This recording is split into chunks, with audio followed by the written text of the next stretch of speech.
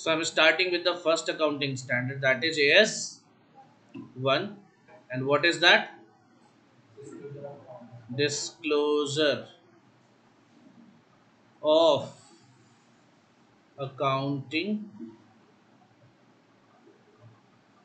policies.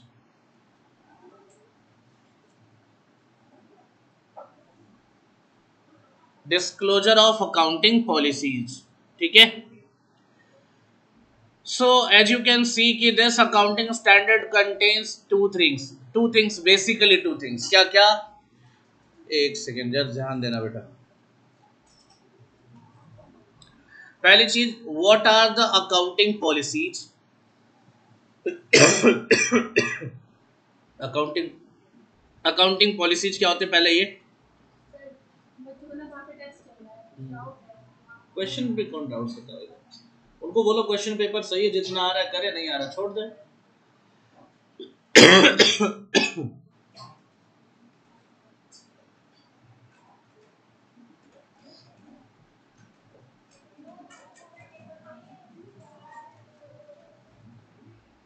मैंने ही question paper दिया ना यार. अभी कुछ ऐसे ब्रिलियंट स्टूडेंट हमारे पास आ गए ना कि आईसीआई के प्रेसिडेंट से भी आ गए रिकॉर्डिंग से.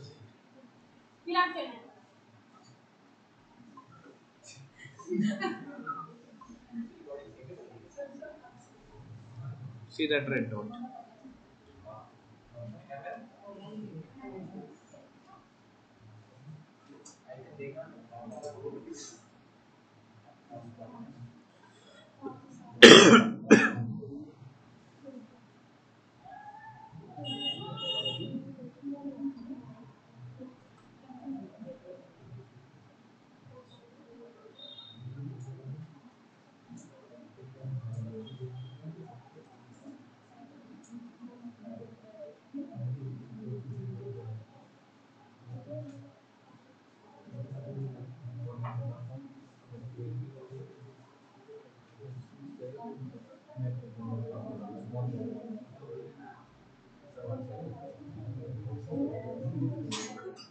एक सेकेंड बेटा रुक जाओ.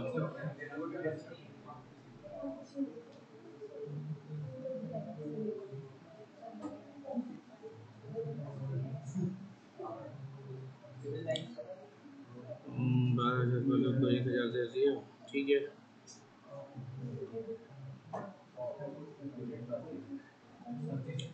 12 और 2 13 हो गया ना. 12 और 2 13 और 14 हो गया. सॉरी, 12 और 1 13 और 2 15. सॉरी, तो 14 हटा दो यहाँ से. 13 नहीं, 14 हटा दो.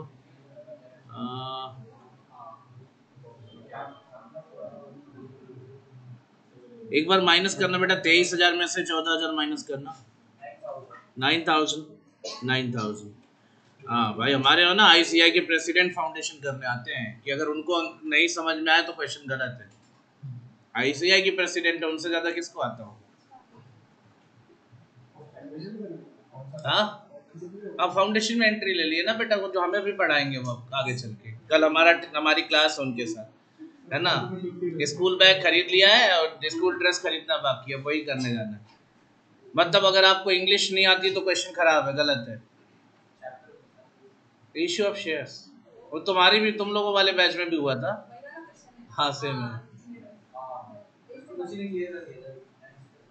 चीटिंग करी थी तूने.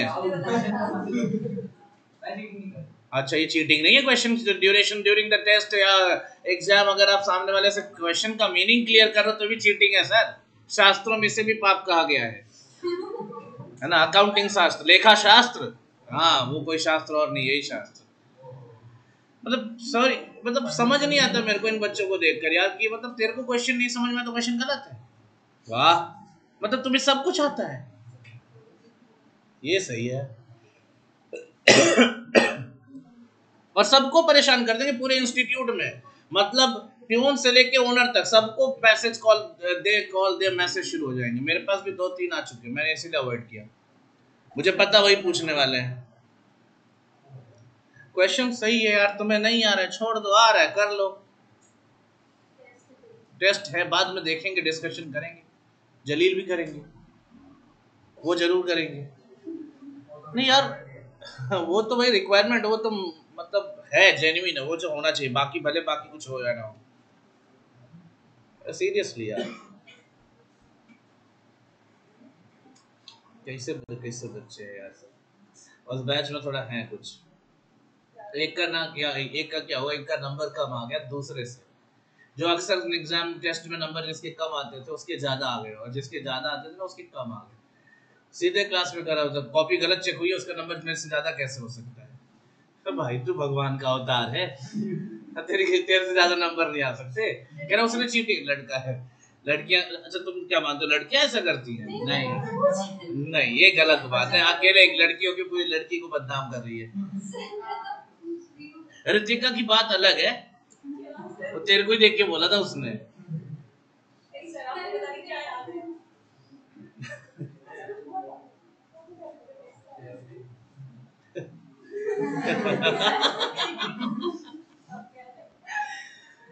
सही है ना? तो मतलब ऐसे कैसे हो सकता है भाई? एक बात बताओ, आपके टेस्ट, अच्छा आपने भी मेरे बनाए हुए कई बच्चों ने टेस्ट दिए होंगे जिन्होंने भी पढ़ा होगा, सारे क्वेश्चन हो जाएंगे जरूरी है। ये जिनके अभी एग्जाम है ना सीए इंटर के, एक क्वेश्चन दिखाता हूँ। ये क्वेश्चन ना इनसे 2 बार पूछ चुका, और ओपन चैलेंज के साथ पूछ चुका कि तुम में से कोई अगर इसका 50% भी सॉल्व कर दिया तो आईसीआई की तरफ से समझ लो तुम्हें वो एक एक्स्ट्रा गिफ्ट भी आएगा एग्जाम के रिजल्ट के साथ साथ। ये होना नहीं था। मतलब दिखा देता हूँ क्वेश्चन। सिंगल एंट्री नाम का चैप्टर जो अब फाउंडेशन में चला गया है इंटर से, तुम्हें नहीं पता होगा। क्वेश्चन का सॉल्यूशन बस दिखाऊंगा, तुम्हें क्वेश्चन भी नहीं देखने की जरूरत, तुम खुद कहोगे क्या करना चाहिए, छोड़ देना चाहिए।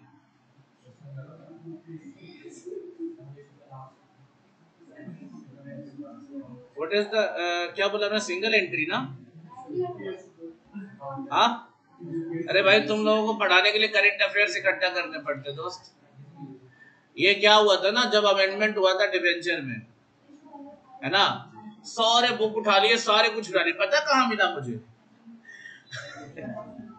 यूपीएससी की साइड से मुझे करंट अफेयर्स उठाने पड़े, तब जाके डिबेंचर, सारे बुक में गलत लिखा हुआ है, सब गलत लिखा हुआ है। डिवेंचर में अमेंडमेंट आया था, रेट चेंज हुआ था, मुझे याद है ये डीआरआर का पहले 25% होता था और 15, बाद वो 10% जब होता, जब पहली बार चेंज हुआ ना, सी एसी एस सी में किसी बुक में नहीं, कोई ऑनलाइन सोर्स उठाओ सब में 25% दिख रहा था। उससे रेट से तो पंगा भी नहीं था, लेकिन अंदर उसमें कुछ कंडीशंस भी लगा दी ना, इन कंपनीज पे है, इन पे नहीं है, इन पे है, इन पे नहीं है, वो सारा एक जगह कहीं नहीं मिला, मिला कहाँ पे? उस दिन से थोड़ी रिस्पेक्ट बढ़ गई इसकी। क्यों?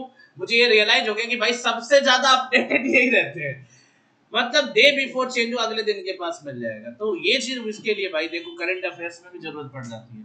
और मैं तो कहता हूँ, मैं तो आईसीआई को इसके लिए एप्लीकेशन भी दे चुका हूँ कि यार एक आध चैप्टर सब्जेक्ट ऐसा डालो जिसमें करंट की चीजों से बच्चे इंटरेस्ट रखें।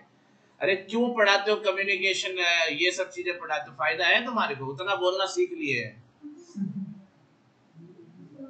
इकोनॉमिक अफेयर्स पढ़ाओ ना, करंट अफेयर्स इकोनॉमिक अफेयर्स पढ़ाओ, जिसमें करंट में इकोनॉमिक ट्रेंड्स के बारे में तुमको पता होना चाहिए ना, देश में इकोनॉमिकली क्या चलना है, क्या चल रहा है, इकोनॉमी में गवर्नमेंट क्या डिसीजन ले रही है। अबे उसी इकोनॉमी में कल को जाके तुम पैसे लूटोगे, बनाओगे, और पता है ही नहीं इकोनॉमी में क्या चल रहा है, तो फिर फायदा होगा कुछ?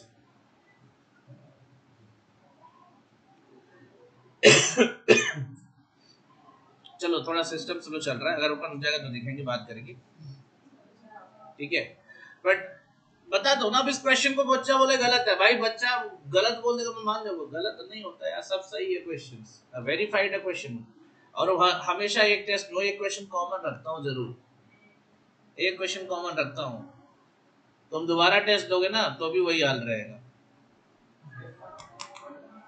So moving forward for the accounting standard number 1, what is that? And what I have told you कि इसमें 2 चीजें बेसिकली कवर करनी है। पहला तो अकाउंटिंग पॉलिसीज क्या होती हैं जानना पड़ेगा ना, पहले तो यही जानना पड़ेगा ना, डिस्क्लोजर देना, दूसरा तो यही है डिस्क्लोजर देना उसका। तो पहले ये तो जान लो कि डिस्क्लोजर देना किसका है, किसका डिस्क्लोजर देना है, और वो होता क्या है सर यही तो नहीं पता। तो जब तक आपको ये नहीं पता चलेगा कि अकाउंटिंग पॉलिसीज क्या होती है, डिस्क्लोजर में आपको समझ में आएगा क्या है, बोलो। तो सबसे पहला पॉइंट किस पे आएगा, लिखो, वैसे लिखो पहला पॉइंट इसमें ये लिखो, फर्स्ट पॉइंट लिखो, दिस अकाउंट लिखो, तुम लिखो तो, नोट्स निकाल, नोटबुक निकालो, नोट्स बनाना है साथ के साथ। This accounting standard is mandatory, this accounting standard is mandatory in nature, this accounting standard is mandatory in nature. Sir mandatory मतलब क्या होता है, कंपल्सरी, किसके लिए, for all kind of entities keeping accounting records।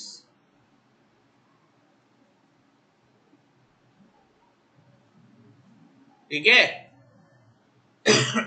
Zero exception है इसका मतलब, disclosure of accounting policies का जो एएस है that is mandatory for every kind of entities, obviously उन एंटिटीज के लिए जो अकाउंटिंग रिकॉर्ड मेंटेन कर रहे हैं, जो रिकॉर्ड मेंटेन कर रहे हैं उनके लिए आपको एएस1 को फॉलो करना जरूरी है। अब मुझे नहीं लगता इसमें कोई एफर्ट होना चाहिए, बहुत क्लियर और स्ट्रेट फॉरवर्ड लाइन है, क्लियर है, पक्का है। सो एंटिटीज की क्लासिफिकेशन की तो बात ही खत्म हो गई।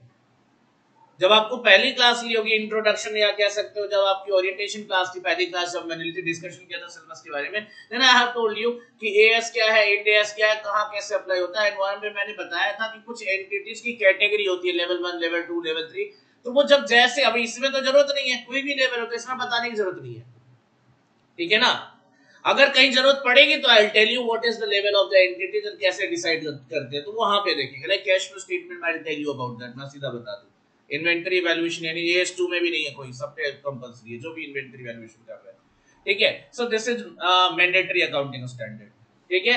अब इसमें बेसिकली वैसे तो सेकंड पॉइंट है, लेकिन I will tell you that is the first point kind of thing. क्या meaning of what, accounting policy, लिखो बेटा and we'll understand it, accounting policies,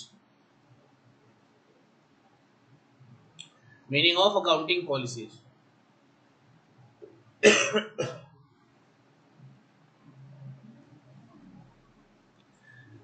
और एक बात और बता दूं, ये फाउंडेशन में भी आपसे डिस्कस कर चुका हूं मैं, क्योंकि फाउंडेशन में चैप्टर नंबर 1 में आपका एक यूनिट था disclosure of accounting policy, disclosure word नहीं था, अकाउंटिंग पॉलिसीज करके थ्योरी पोर्शन में था, एंड उस टाइम भी ये बताया था इंटर में मिलेगा, और आज बता रहा हूँ फाउंडेशन में पढ़ाया था, फिर दोनों बातें याद नहीं, आज वाली तो अभी सुनी तो याद है, बाद में भी भूल जाएंगी, उस टाइम वाली याद नहीं होगी। याद है क्या होता है अकाउंटिंग पॉलिसीज में, बताओ। हाँ, अरे वाह, बहुत तेज लड़का यार, है ना। मोदी जी को एक लेटर लिख के भारत रत्न दिलवाओ ना इसको यार। वैसे इसको पाकिस्तान रत्न मिलना चाहिए, वहां पे नाम कुछ अलग है, निशान पाकिस्तान। अच्छा दूसरा वाला, इसको दूसरा वाला मिलना चाहिए, अभी छोड़ो दूसरा वाला क्या है, वो दूसरा वाला इसको मिलना चाहिए, सेकेंड लेवल पे जो आता है वो खोज लेगा, गूगल कर लेना, ठीक है ना। फर्स्ट पे तो निशान पाकिस्तान होगा, सेकेंड पे उसको मस्त मजा आएगा उसको पढ़ के भी। I know that name but I must say कि वो खुद ही देख ले। जो बाइडेन को मिला हुआ है, हाँ उसको भी दिया है, हाँ वो वैसे सम्मान के लिए देते हैं ना, वो अवार्ड देते हैं, वो दिया हुआ जो बाइडेन को भी दिया है, और जो बाइडेन इतना बेवकूफ कि उसको ले भी रखा। मतलब कोई भिखारी अगर आपको 10 का नोट दे, क्या कर दे, भैया ये लो 100 रुपए खाना खा लेना, मेरे को नहीं चाहिए, आप रख लो, ऐसा वाला सीन होना चाहिए। चलिए मीनिंग ऑफ अकाउंटिंग पॉलिसीज लिखिए, अकाउंटिंग पॉलिसीज मींस क्या, अच्छा था, thank you very much, I thought कि इसमें मीनिंग में, इट मींस, लिखो आगे भी लिखो, it means accounting principles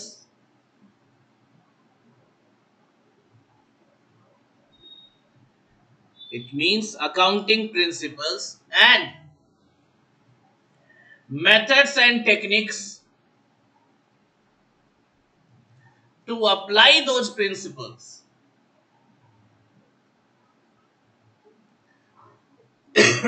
Accounting principles and methods and techniques क्या लिखा? To apply those principles adopted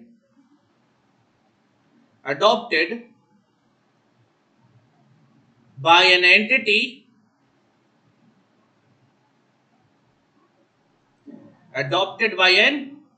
entity in preparation and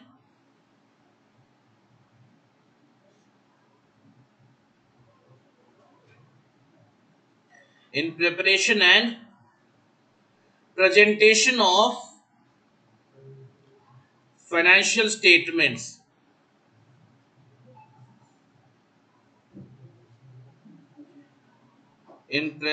Preparation and presentation of financial statements. ठीक है, क्लियर रहेगा? फॉर एग्जाम्पल अब आपको लाइन तो याद रहेगी कब तक? जब तक आपको एग्जाम्पल याद रहेगा, और एग्जाम्पल आपको भूलने नहीं देंगे, टेंशन मत लो। ऐसा एग्जाम्पल लिखेंगे जो डेली लाइफ में यूज करते हैं। For example, valuation of inventory at cost और एनआरवी व्हिचएवर इज लोअर। ये अकाउंटिंग प्रिंसिपल हो गया। Is that a principle? Yes sir, ये प्रिंसिपल है। Inventories are valued at cost और NRV whichever is lower, that is accounting principle. Yes no? और इस principal को अप्लाई करने के लिए मेथड्स यूज होते हैं। कौन सा मेथड? फीफो, लिफो, ईफो, मीफो, और भी है, ठीक है।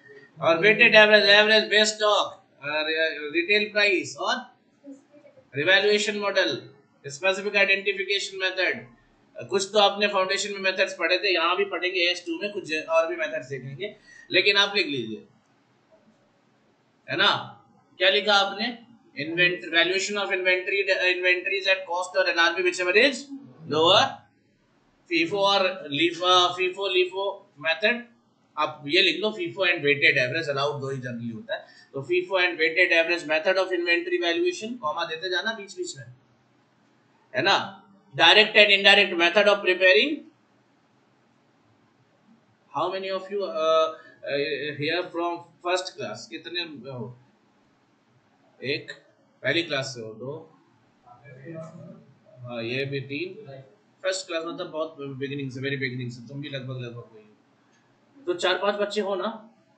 What is the line that you are going to write down? क्या लिखा आपने? Direct and indirect method of preparing. क्या जवाब चाहिए था? बताया हुआ है, कोई चैप्टर याद करो। कैश फ्लो स्टेटमेंट लिख लो, नालायको। और कहाँ पढ़ाया था तुम्हें? मैं तुम्हें बोल रहा हूँ तुम्हें पढ़ाया है, तो मेरे और दिमाग में क्यों आएगा? जो पढ़ाया नहीं वो आएगा क्या? डायरेक्ट और indirect method of preparing cash flow statement, have you got that? बोलो। और कुछ बता सकते हो कहीं और भी मेथड? अब एक्चुअली यार देखो, मेथड ऑफ डेप्रिसिएशन को ना, उसमें जब चेंज होता है तो चेंज इन अकाउंटिंग एस्टिमेट्स में कवर किया जाता है, और ये मैं नहीं कहता, AS10 कहता है। तो टू बी वेरी स्पेसिफिक, जब उसके चेंज को हम अकाउंटिंग एस्टिमेट बोलते हैं ना, तो जनरली मैं उसको अवॉइड कराता हूँ कि मत पढ़ो उसके चक्कर में, because there is lot of confusion. Method को तो मैं बोल दूंगा कि अकाउंटिंग पॉलिसी, लेकिन उसके चेंज को हमें क्या बोलना है? Change in accounting estimate. ये कौन बोलता है? AS10 खुद कहता है। I tell you about that जब AS10 बताऊंगा तो बताऊंगा, और तुम्हारे मॉड्यूल में AS में लिखा हुआ दिखाऊंगा ऐसे नोट्स में, तो तुम ये भी नहीं कह सकते मैं अपनी तरफ से प्रेडिक्शन कर रहा हूँ, उसमें साफ साफ लिखा है change in method of depreciation will be treated as change in accounting estimates. Foundation वाली बुक में भी था, इसमें भी मिलेगा। और क्या बोल सकते हो? Methods of valuation of goodwill लिखो यार, तुम लोग बिना कैसे भूल जाते हो यार सब चीजें? क्यों? मल्टीपल मेथड्स हैं तो उनमें से कोई एक यूज होगा, तो क्या होगा? वो डिस्क्लोजर देना पड़ेगा। तो अकाउंटिंग पॉलिसी हुआ नहीं हुआ? हुआ ना? लिखो। वो सब पढ़ा दूंगा, चिंता मत करो, फाउंडेशन की फीस भर देना। अरे बिल्कुल, अभी खुशी मैम को बुलाता हूँ, बोलता हूँ इसकी फाउंडेशन की फीस लो, इससे फाउंडेशन की भी फीस लो, और फाउंडेशन में की क्लास में इसको बैठाओ, 1 महीने तक मैं कराता हूँ इसको। हाँ, ये तू सीपीटी वाला तो नहीं है बे, फाउंडेशन वाला है ना? हाँ फिर ठीक है बेटा, जरूरी नहीं है हर किसी को हर चीज बताई गई हो, ठीक है। हाँ, 19 आईसीआई बना था कब? 49 में, उसके पहले ये पैदा हुआ था। अरे वो महात्मा गांधी 48 में मरे थे ना। तेरा बर्थडे कब है बेटा? सितंबर, तो थोड़ा डिले हो गया था, वो 30 जनवरी को मरे थे, तो ये उसके बाद कुछ टाइम ड्यूरेशन लग गया था।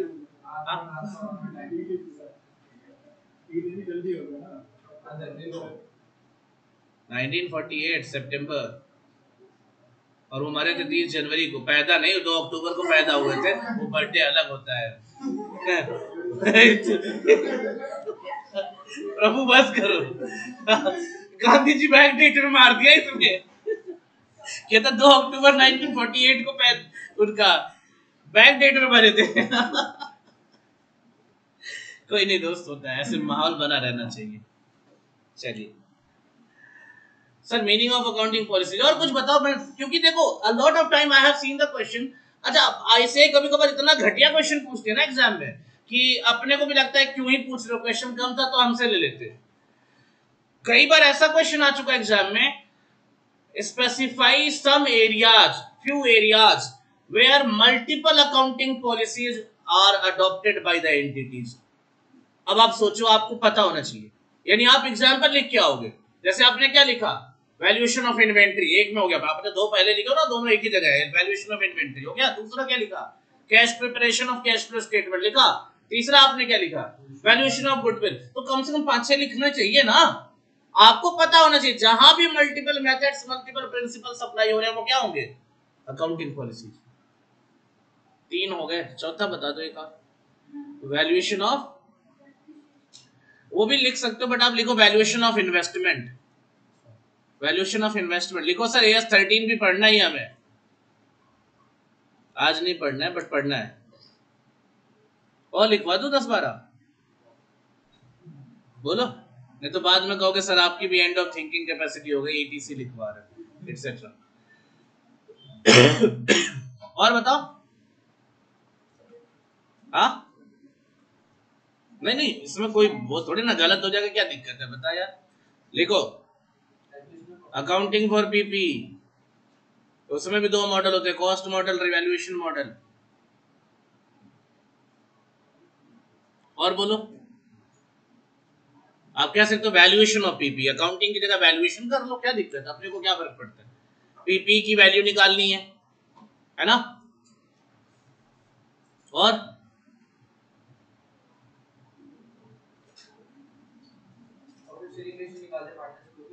नहीं यार, अरे वो अलग अलग क्या, कुछ भी हो गया, उसकी अकाउंटिंग है, क्या बातें कर रहे हैं, बोलो। बचपन से आज तक बुढ़ापे तक की सारी पढ़ाई में जितने चैप्टर यूज किए होंगे, एक एक बार एनालाइज कर लो। आपको कहीं ना कहीं एग्जाम में बैठोगे, एग्जाम में आपको इसके पॉइंट्स याद आ जाएंगे, ठीक है। तो अब नोट्स भरने की जरूरत नहीं है, बहुत से लिख लो यार, इतना एटसेट्रा लिख लो, बहुत है। मैं लिखवाऊं क्या उसमें, वैल्यूएशन ऑफ गुडविल लिख लिया, वैल्यूएशन ऑफ इन्वेस्टमेंट लिख दिया, इंटेंजिबल एसेट लिखवा दूंगा, पीपी लिखवा ही दिया है, और भी ऐसे लिखवा दूंगा। लिमिट थोड़ी ना यार, जिस चीज की लिमिट होती है उसकी लिस्ट बनाई जाती है, जिसकी लिमिट नहीं उसको छोड़ दो, ठीक है। इंटेंजिबल एसेट में भी होता मल्टीपल, होता है तो है, ठीक है। I okay with that? So I hope you are okay with that कि अकाउंटिंग पॉलिसीज का मीनिंग क्या है। मीनिंग क्या है पहले वो बताओ, प्राइमरी मीनिंग, एग्जांपल तो बाद में देखना। What is the meaning of accounting policies? It means what, accounting principles plus methods adopted to apply those principles for what, for preparation as well as presentation of financial statement।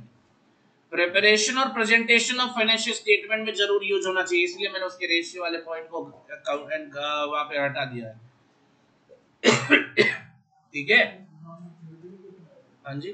Theory भी आता है sir, मैं बताया नहीं आपको, as में क्या आएगा, डायरेक्ट थ्योरी भी आ सकती है, आपसे यही पूछ लेगा what is the meaning of accounting policies, explain the areas where multiple accounting policies are used. लिखो, नंबर ले जाओ, अच्छा लिखोगे तो अच्छे नंबर आएंगे। फिर उसके बाद इसी पे आप और भी क्वेश्चन मिलेंगे आपको। तो प्रोविजन भी कह लो या थ्योरी कह लो, एक ही बात होती है। मैं तो बोला प्रोविजन या थ्योरी एक ही बात है। आपको लगता है ये थ्योरी है, मैं कहता हूँ प्रैक्टिकल है। क्यों? बैलेंस शीट के नीचे अगर नोट्स टू अकाउंट नहीं मिलेगा ना, जिस बैलेंस शीट के नीचे, और वहां डिस्क्लोजर ऑफ अकाउंटिंग पॉलिसी नहीं होगा, तो प्रैक्टिकल फाइन लगाया जाएगा। तो ये याद रखना, इसमें ऐसे ही होता है भाई। आपको तो ऑडिट करते वक्त यही चेक करना है ना, and that is your practice. आपको तो पता होना चाहिए ना ये सब चीजें, तो you are going to use it practically. तो थ्योरी बोलना कहीं से भी जेन्युइन नहीं है। तो मैं इसको बोलता हूँ प्रोविजन बेस्ड क्वेश्चन। मैं लॉ और ऑडिट को भी थ्योरी नहीं बोलता, बोलता हूँ प्रोविजन बेस्ड क्वेश्चन। अब आपसे कोई पूछे डिफाइन कंपनी, समझ में आता हो थ्योरी है।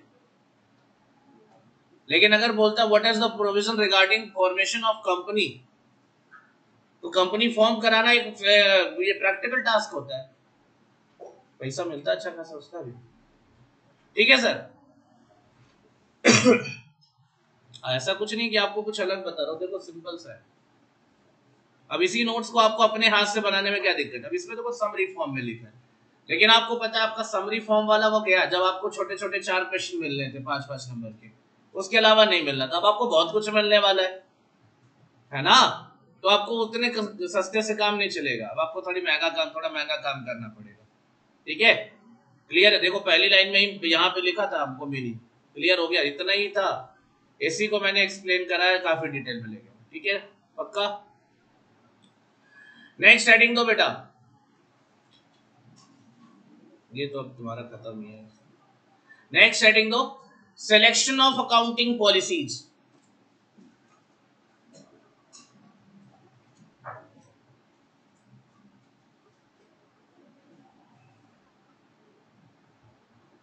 क्या हेडिंग दिया आपने? Selection of accounting policies. Selection of accounting policies.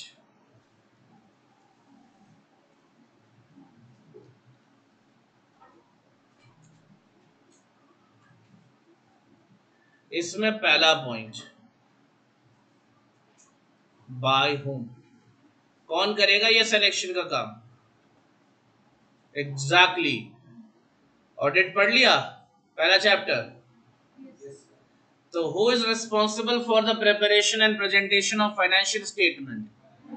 तो भाई एक बात बताओ, preparation and presentation of financial statement is the responsibility of, और आपने अकाउंटिंग पॉलिसी के मीनिंग में क्या पढ़ा? Methods and techniques, principles adopted in preparation and presentation of. तो अगर ये रिस्पॉन्सिबिलिटी मैनेजमेंट की है कि उसको प्रिपेयर और प्रेजेंट कैसे करना है, तो उसके प्रेजेंटेशन और प्रिपरेशन में जो अकाउंटिंग पॉलिसीज यूज करनी है वो सेलेक्ट करके लाएगा कौन? मैनेजमेंट। तो कौन करेगा ये? मैनेजमेंट। और ये AS1 जो मैं यहाँ पढ़ा रहा हूँ ना डिटेल में, ऑडिट में भी आपको पूरा पूरा यूज करना पड़ सकता है। हो सकता है 4 से 6 नंबर का क्वेश्चन इस पे डायरेक्ट पूछ ले, यानी मेरा पढ़ा हुआ डायरेक्ट क्वेश्चन भी आ सकता है। AS1 ने आपको इसी के कंटेंट में पूछ लेगा। तो जितनी बातें AS1 में आप पढ़ रहे हो वहां पे यूज होगा, प्रॉपर पूरा टॉपिक है वहां पे। डिस्क्लोजर ऑफ अकाउंटिंग पॉलिसी पूरा टॉपिक है वहां पे AS में, ऑडिट में, सॉरी ऑडिट में। सो यहाँ जो तुम्हें बताया जाएगा ऑब्वियसली उतना डिटेल में वहां नहीं बताना है, तो आप यहाँ से पढ़ लो, वहां पे आपको बहुत हेल्प कर देगा। ठीक है ना, पक्का? So who is going to select these accounting policies? Management. Sir शादी हुई है आपकी? नहीं हुई है, मजाक नहीं कर रहा हूँ, सीरियस हूं मैं। शादी किससे करेंगे? ऑब्वियसली ये सवाल भी जरूरी है, आज के टाइम में और जेन्युइन हो जाता है। पहले तो चलो ऐसे भी पता था, लेकिन अभी आज के टाइम में जेन्युइन हो जाता है। लेकिन सर एक बात बताओ, कुछ तो विचारधारा बना रखी होगी कि कैसी लड़की से शादी करनी है। यार गेट बंद करो, पता बाहर से पता चला सकती है क्या मैं पंडित रिश्ते जोड़ शादी.com खोल रहा हूँ, बंद कर दो बेटा, तो आराम से निकलना। हाँ सर, कुछ विचारधारा बना रखी होगी ना कैसी लड़की से शादी करनी है। 2 पैर और 2 हाथ हो, नहीं तो मैं क्या कह रहा हूँ, आप एलियन से शादी करोगे? हाँ, कटरीना कैफ तो मिलने से रही, ऑलरेडी रिजर्व्ड है। जो कुंवारी है वो भी तो नहीं मिलेगी बॉलीवुड वाली, तो ऐसे सपने देख नहीं सकते आप, है ना? नहीं, सपने देख के क्या उखाड़ लोगे, होना तो कुछ है नहीं ऐसा। तो भाई सीधे मुद्दे भी बात हो, आपकी अपनी सोच क्या है? मजाक नहीं कर रहा, I am serious about that, मैंने पहले ही बोल दिया मजाक में नहीं हूँ। हाँ क्या सोचा है? कोई भी हो, बस लड़की हो। हाँ कोई बात नहीं, क्या दिक्कत है? जो देखेंगे उनको भी समझ में आएगा, क्या दिक्कत है? कितने बच्चे, हाँ तो कोई बात नहीं, घर वाले भी मेरे से सलाह ले सकते हैं कि बच्चे की शादी करनी है, क्या करें, है ना? मैं तो बहुत अच्छी सलाह देता हूँ, बस बच्चा उस लायक होना चाहिए। हाँ सर, मिस्टर श्री, अरे कुछ तो सोचते हो यार। एक बात बताओ, अबे तुम वो इंसान हो, उस देश के प्राणी हो जहां पे ना अगर मतलब छोटा सा ना अगर कोई चीज खरीदने जाते हो ना तो उसके सारे फीचर्स पहले 10 बार एनालाइज कर लेते हो, है ना? 10 रुपए का पेन लेने जाओगे ना तो भी चला के चेक करोगे कैसा चल रहा है नहीं चल रहा, दिमाग में कुछ बैठा के आओगे ना, बोलो। और तुम शादी करने निकलो बिना किसी मतलब सोच के, क्या सोच रखा है? कुछ तो दिमाग में बैठा होगा। अगर मान लो तुम्हारी शादी हो तो अरे पर्सनल क्या होता है? पर्सनल शादी करेगा तो क्या ग्रुप डिस्कशन होता है शादी में? शादी तो पर्सनल ही होगी, लेकिन बताना सबको पड़ता है ना कि किस बेसिस पे सेलेक्ट किया। हाँ सर, अरे ऐसे ही 2-4 लक्षण बता दो, इसने एक बताई दी एक लड़की होनी चाहिए, है ना? और ये आज के टाइम में सबसे पहला पैरामीटर तो यही रहेगा। और बता दूसरा। मिस्टर श्री, पढ़ी लिखी बेसिक पैरामीटर में आता है, गवार हो तो? हाँ हाँ, नहीं पढ़ी लिखी है, स्कूल के नाम पे केवल स्कूल की स्पेलिंग देखी थी, वो भी ढंग से याद नहीं है। करेंगे? नहीं करेंगे? नहीं मतलब आपको पढ़ी लिखी चाहिए कि नहीं चाहिए? बेटा ये यही तो गलती खा गए। कानून में भी लिखा है कि बीवी के पैसे पे हस्बैंड का कोई अधिकार नहीं है, और तुम्हारे पैसे, उसके केस में ऐसा, जो जो तेरा है वो मेरा है, जो मेरा वो पहले से ही मेरा है, जो तेरा कुछ भी नहीं है। तो मत सोच ये सब, पैसा मोह माया, साइड कर ले। हाँ, और इकलौती हो उसके पास प्रॉपर्टी ज्यादा हो, ऐसा वाला जिसकी, अच्छा बता रहा है, बोल। एग्जैक्टली, है ना? ममाज बॉय, है ना? तो मम्मी का भी ख्याल रखना है, और जो मारती कम हो, है ना? मतलब ताइक्वांडो वाली ना आए, नहीं तो पता चला कुछ भी हरकतें तो ऐसी है ही, कोई पीट के चला जाए। नहीं ऐसे, अब वो ऐसे ऐसे फीचर्स बता रहा है। ऐसे आपने भी कुछ डिसाइड कर रखा होगा, नहीं कर रखा होगा, करोगे नहीं करोगे? अरे यार, अबे ऐसे सीधे सीधे मत बनो, शादी तो सबको ही करनी है। और ऐसी भी किस्मत नहीं कि राहुल गांधी जैसी हो जाए, या सलमान खान को कुछ ज्यादा हो गया। अरे वो अपना, इनका तो अलग ही सलमान खान चल रहा है आजकल, जब भी पूछो सलमान खान इनको याद आता है। तो मतलब ऐसा तो नहीं है ना, करनी तो है ना? तो कुछ पैरामीटर सर, आप ना पंखा खरीदने जाते हो क्या देखते हो? है ना, हवा कैसी, अच्छा रूम का साइज क्या है, कितना चाहिए, कैसा कंजम्पशन है इलेक्ट्रिसिटी का, एयर कंडीशन खरीदने जाते हो उसमें भी आप फीचर्स देखते हो, everything, every time you are going to go for some parameters. बिना पैरामीटर्स के आप कोई काम करते हो? बोलो। यहाँ कोचिंग ज्वाइन करने से पहले क्या सोचा था? पढ़ाई होगी, हो रही है सर आप तो शादी की बातें कर रहे हैं, ये भी पढ़ाई है ना सर? पहले ही पता चल जा रहा है कि हाँ यार ये तो भूल गया था, सोच के रखूं, सोच के रखूं, है ना? पता चला घर से कोई रिश्ता है तो कम से कम मना करने का बेस तो हो, और नहीं कर पाऊंगा तो मेरे से बात करवाएगा, मैं तो लगा दूंगा चलो, हर चीज में पैरामीटर खोजने वाले देश के बाशिंदे, तुम बताओ अगर तुम कोई अकाउंटिंग पॉलिसी सेलेक्ट करोगे तो उसमें कुछ पैरामीटर्स नहीं खोजोगे? बोलो। हर काम को करने से पहले हम ये सोचते हैं इसमें फायदा कितना, नुकसान कितना, हाँ या ना? और यही चीज हमें इंसान बनाती है, यही चीज हमें इंसान बनाती है, क्योंकि इंसान कोई भी काम करता तो एक बार सोच समझ लेता है कि हाँ यार कैसे करें, हाँ या ना? जानवर थोड़ी ना हो यार, इंसान हो। और अकाउंटिंग पॉलिसी सेलेक्ट करने वाला मैनेजमेंट वो कौन होगा? इंसान होगा, रोबोट थोड़ी ना होगा कि जाएगा वो ऐसे, वो रोबोट को भी देखी होगी ऑटोमेटिक सिलेक्शन हो जाएगा, नहीं भाई, यू हैव सम पैरामीटर्स। यहाँ पे कोई रोबोटिक्स, कोई भी टेक्नोलॉजी काम नहीं करने वाली, यहाँ पे आपका दिमाग काम करेगा, आपने कुछ पैरामीटर्स बना रखे होंगे। तो इसी में बाय होम के बाद जो सेकंड पॉइंट लिखोगे ना, कंसिडरेशंस, कंसिडरेशन मतलब वो कंसिडरेशन ही जो आप पे कर, कंसिडरेशन मतलब पैरामीटर्स कह सकते हो। तो मैं वर्ड ही चेंज करा देता, तो बाद में कोई पूछने आए क्या है तो पैरामीटर्स लिख दो, बात करता हूँ। क्योंकि अभी देखो, अभी ना थोड़ी देर पहले जो मैं टेस्ट वाले बात में बोल रहा था, मैं इसीलिए बोल रहा था कि अकाउंट, तुम लोग कई बार इंग्लिश के चक्कर में परेशान रहते हो और इंग्लिश नहीं पढ़ने आती, तुम लोग कहते हो ये गलत है। तो पैरामीटर्स, और इसके ऑब्लिक में लिख सकते हो considerations.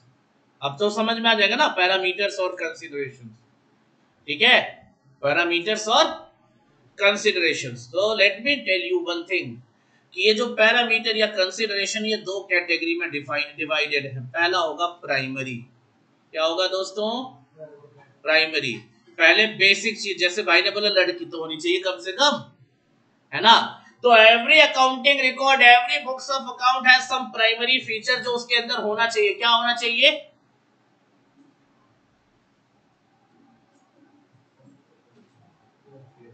True and fair view. आधी ऑडिटिंग इसी पे खत्म हो जा रही है, आधी ऑडिट इसी पे खत्म होनी है, क्योंकि हमारा ऑब्जेक्टिव प्राइमरली यही चेक करना है क्या, कि financial statement true and fair view present कर रहा है या।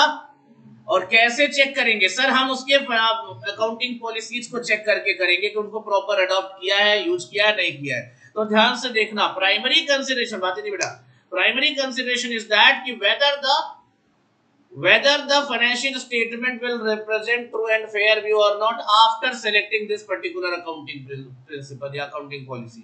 इस accounting policy को यूज करूंगा तो financial statement true and fair view present करेगा या नहीं करेगा, ये बात जानना है आपको। सबसे प्राइमरी तो यही देखना है, क्लियर रहेगा।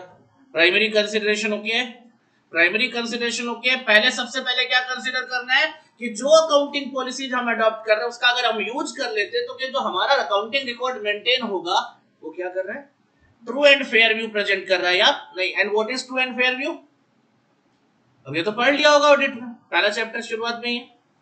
अब बताओ, हाँ, और ये तो एक ही चीज हो गया बस, उतना काफी। और बताओ नेक्स्ट, यानी नहीं पढ़ा, घर पे जाके पढ़ लिया करो, मॉड्यूल भी चीज है कुछ, क्योंकि मुझे भी पता, आज मैं एक्सप्लेन कर रहा हूँ तुम्हें सब याद आ रहा है, सब समझ में आ रहा है, नहीं आ रहा अभी तक जितना बताया।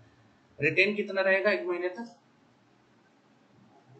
कितना रहेगा अगर रिवाइज नहीं करोगे तो? एक हफ्ते बाद 50%, उसके एक हफ्ते बाद 25%, उसके बाद 10%, उसके बस चौथे हफ्ते तक जीरो हो जाएगा। रिवीजन नहीं करेगा तो क्या होगा, जीरो हो जाएगा। और यही हाल है, ऐसा नहीं आपको मॉड्यूल में नहीं आपको बताया नहीं गया true and fair view, simple सी बात है, इसको बताया बगैर कभी पढ़ाएगा ही नहीं ऑडिट। आपको सब बताया गया लेकिन आपको भूल गया, क्यों, रिवाइज नहीं किया। करे जाओ रिवीजन, संडे का दिन आराम करने को नहीं मिलता, उस दिन एक्स्ट्रा काम करने को मिलता है, ये याद रखो। जिस दिन ये एटीट्यूड आएगा तभी रिजल्ट के बारे में सोचना, अदरवाइज रिजल्ट के बारे में मत सोचो कि रिजल्ट पॉजिटिव हो। रिजल्ट पॉजिटिव तभी होगा जब आप आराम से ज्यादा काम को तवज्जो दोगे।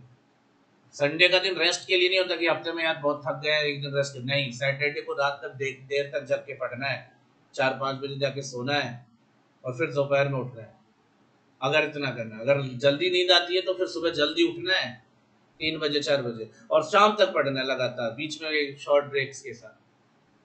ये होता है संडे का मतलब।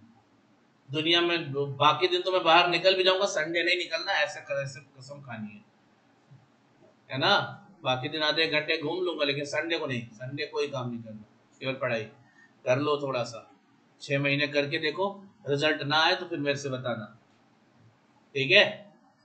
और तुम उसका आधा भी करके देखो ना यार, अपने आप से ही हो जाओगे। आधा भी करके देखो, जितना मैं एक्सपेक्ट करता हूँ, जितना बोलता हूँ उसका हाफ करके देखो, अपने आप रिजल्ट पॉजिटिव होने लगेगा, तुम्हें खुद रियलाइज होगा, किसी से पूछने की जरूरत नहीं पड़ेगी। आपको क्या लगता है मेरे रिजल्ट क्या आएगा, पास होगा नहीं होगा, तो खुद पता रहेगा। तो primary consideration is true and fair view. जब आप फाइनेंशियल स्टेटमेंट को प्रिपेयर एंड प्रेजेंट करने में आप क्या यूज करोगे, अकाउंटिंग पॉलिसीज यूज करोगे, तो वो true and fair view present कर रहा है नहीं कर रहा है, ये देखना है। क्योंकि हर अकाउंटिंग पॉलिसी हर जगह परफेक्ट हो ऐसा जरूरी नहीं है। So it has a very broad scope. ये प्रैक्टिकली आपको देखना पड़ेगा कि कहां कौन सा सुटेबल है। कहाँ कौन सा सुटेबल है वहां वही अकाउंटिंग पॉलिसी अडॉप्ट करनी है, और वो अडॉप्ट कर रहे हैं नहीं कर रहे हैं मैनेजमेंट, यही आपको देखना रहता है ऑडिट में। यहाँ खैर ऑडिट का पर्सपेक्टिव छोड़ो, यहाँ मैनेजमेंट के पर्सपेक्टिव से जाओ, मैनेजमेंट के साइड से बात करो कि कौन सा अकाउंटिंग पॉलिसी, जो अकाउंटिंग पॉलिसी क्या करे, true and fair view represent कराए फाइनेंशियल स्टेटमेंट का। क्लियर है? पक्का। Secondary consideration that is more important than primary, क्योंकि प्राइमरी तो होना ही होना है।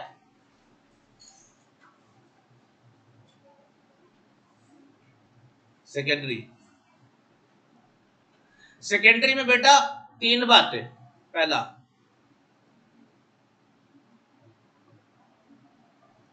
पहला क्या? Prudence.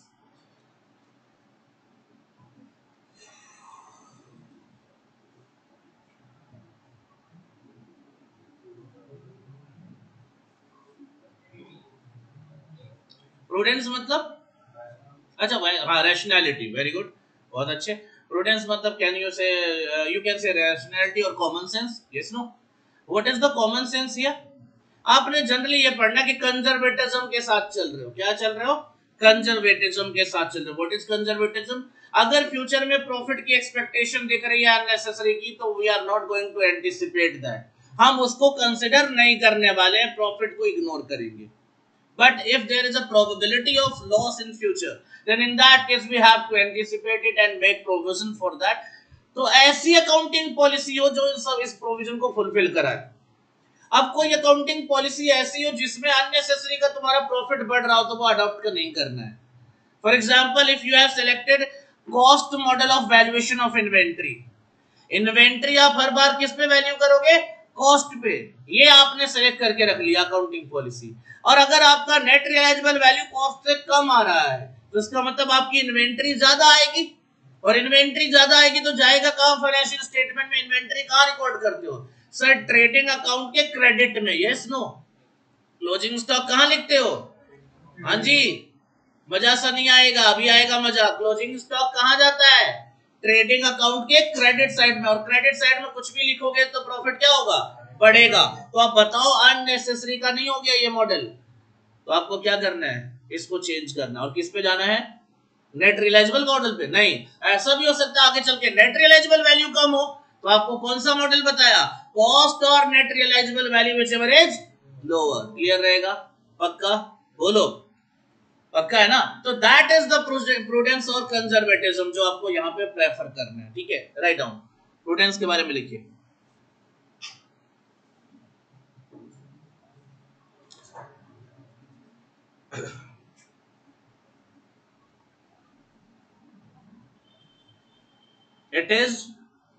it is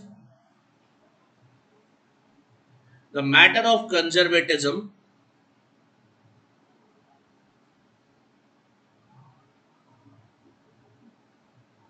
that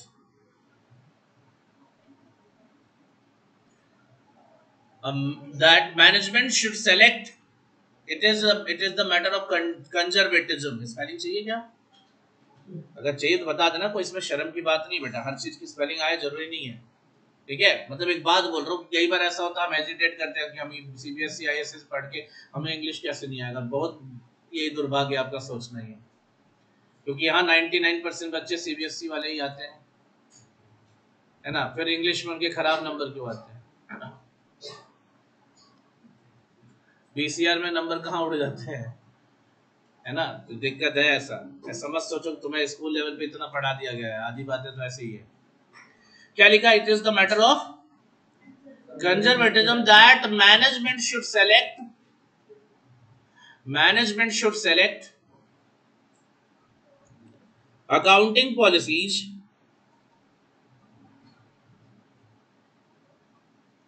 to ensure that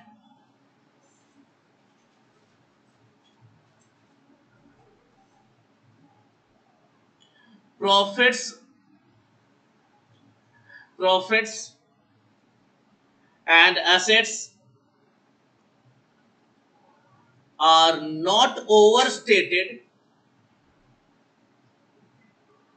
Profits and assets are not overstated, and liabilities and losses are not understated.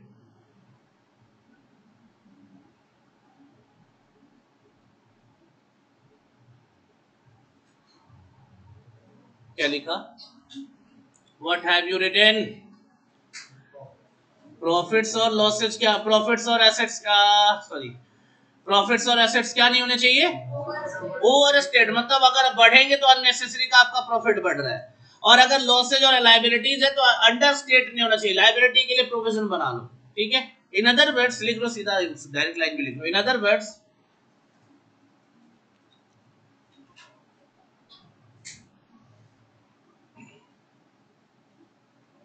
the accounting policy must ensure that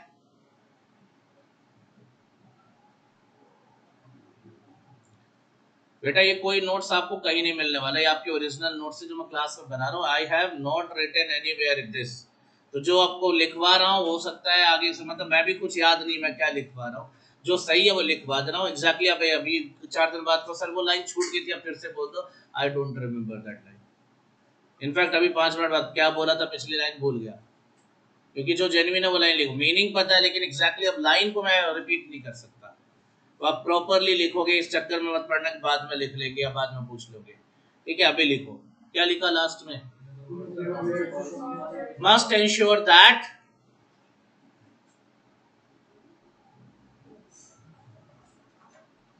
that profits should not be anticipated,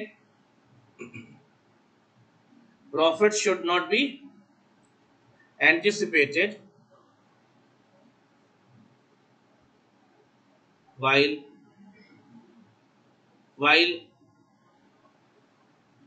expected losses must be anticipated and provided.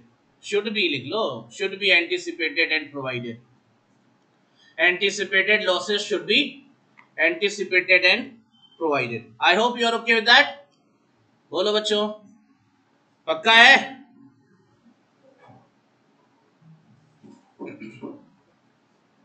Okay okay.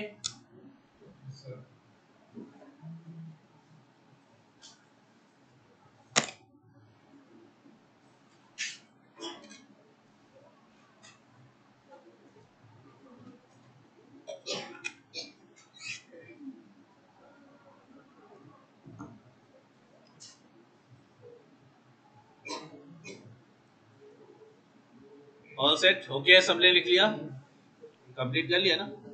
चलो कर लो फिर आगे बोल दो।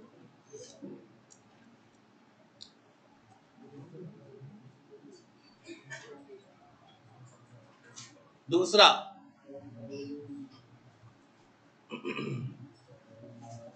Materiality. Materiality, what is the meaning of material? Material मतलब the level of importance, वो material costing वाला material नहीं। मटेरियल मतलब क्या होता है? Level of importance. देखिए अब इसमें तो इतना ही है, मटेरियल मतलब इंपॉर्टेंट, हर इंपॉर्टेंट फैक्ट्स को कवर करना चाहिए, तो सीधा इसी को मॉडिफाई करके लिखवा देता हूं। Accounting policies are such that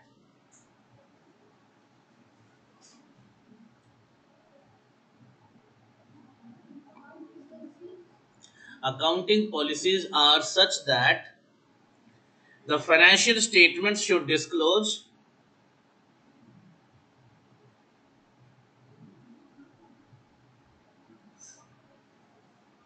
all the material items, all the material items।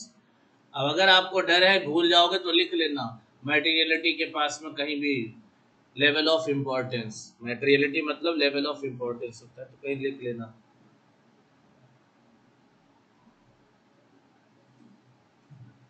क्या लिखा आपने अभी अभी? Level of, all the material items, clear? पक्का लिख लिया? पैरा चेंज करके लिखना, पैरा चेंज करके लिखना, क्योंकि अब मटेरियल आइटम्स को बताने जा रहा हूं। और मटेरियलिटी किसको बोलते हैं, कई बार ये कंफ्यूजन रहती है, कई बार ये कंफ्यूजन रहती है। बेटा अगर मान लो 10 लाख का गड़बड़ कर दिया और 10 रुपए का गड़बड़ कर दिया, कौन सा मटेरियल है? It depends, it depends. और भी कई फैक्टर्स होते हैं, केवल अमाउंट नहीं डिसाइड करना, ठीक है ना। लिखना जरा para change, material item means, para change करके लिखना है, material item means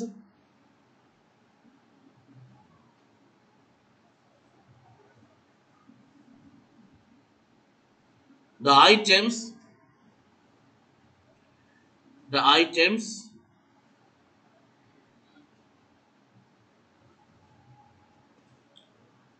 in which if there is any error, the items in which if there is any error, it will influence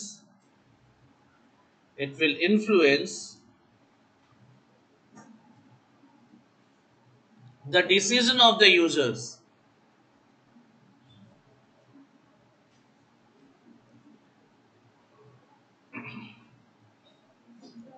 decision of the users. कोई investment करने वाला आपकी company में, और आपने कोई ऐसी एक गड़बड़ करी है, और उस गड़बड़ को देखने के बाद उसका इन्वेस्टमेंट का डिसीजन बदल सकता है, तो उसको आप क्या नाम दोगे? Material item. मतलब जिसके बेस पे कोई डिसीजन ले रहा है, अगर उसमें एरर हो रहा है, उसके बेस पे उसका डिसीजन चेंज हो सकता है, तो वो मटेरियल है। लेकिन अगर उसमें गलती हो रही है और उससे कोई फर्क नहीं पड़ रहा सामने वाले को, तो क्या है? वो इमैटेरियल है। हाँ या ना?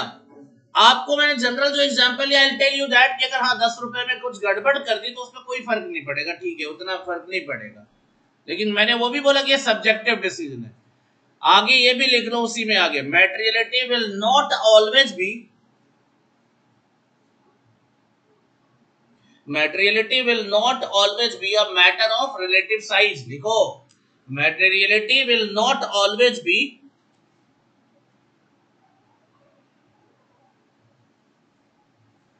materiality will not always be a matter of relative size, rather sometimes the nature of transactions also matters।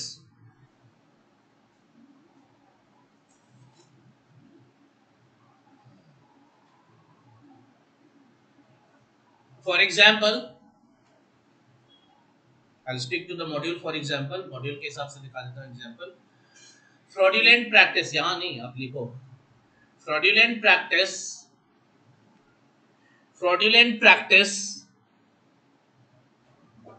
within the organization of a small amount, fraudulent practice within the organization of small amounts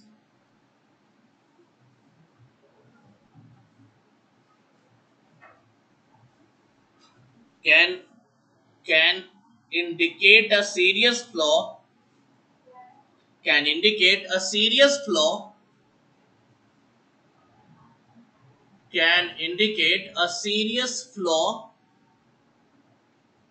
in the internal control system। and you know that internal control system का मतलब,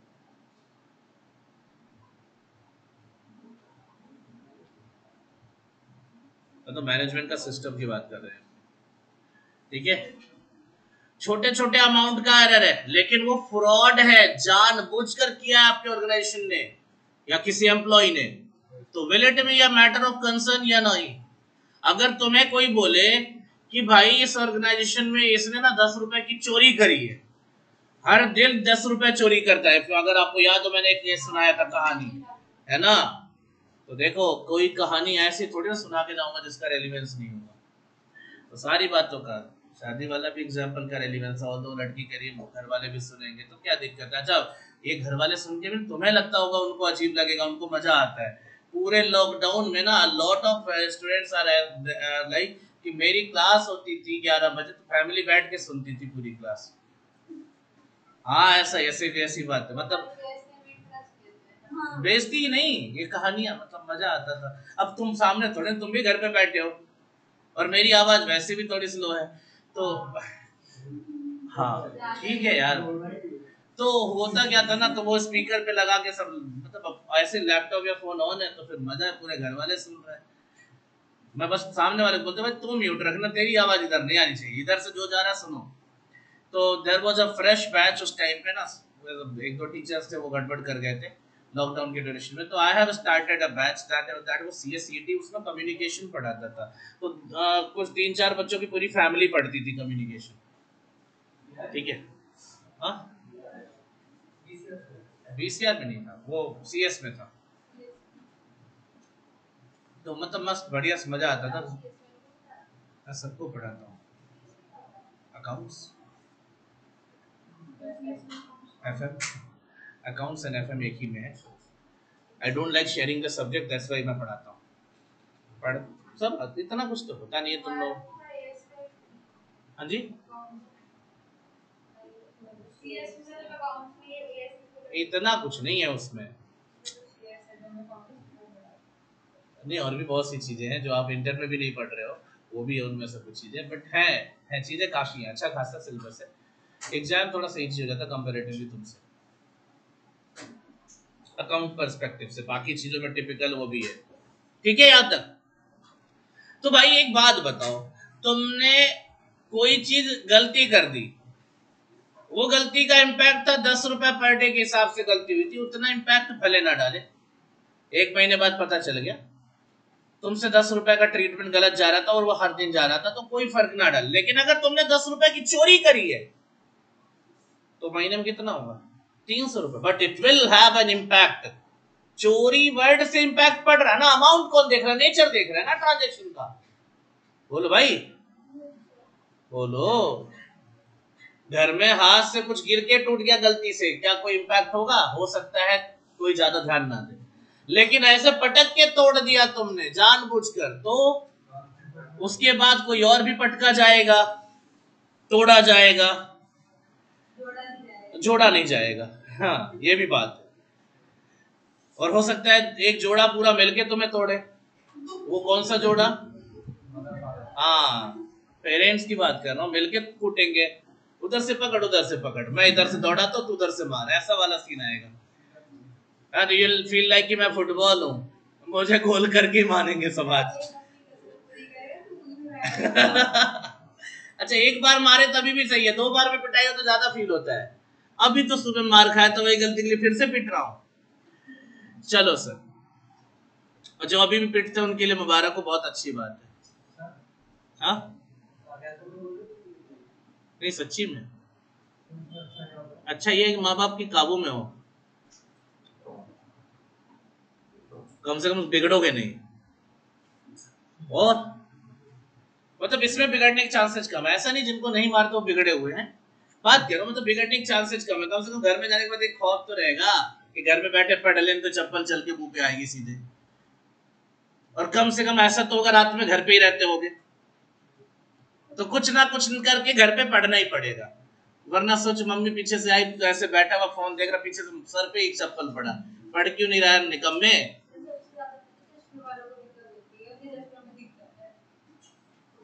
देखो देखा,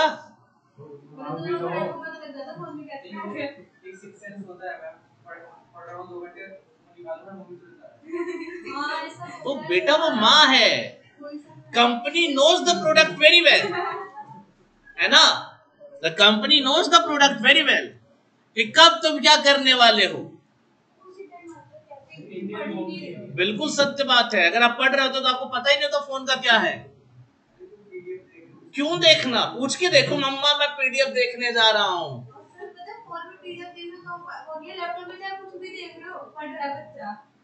ये कुछ ही घर में होगा फिर ये,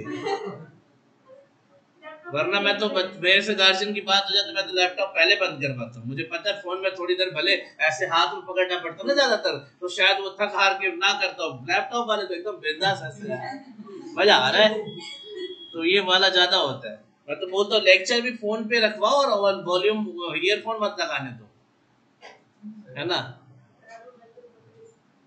बड़ा खतरनाक सीन होता है। पता चला ईयरफोन लगा पता नहीं क्या चल रहा है, जैसे मम्मी है screen switch,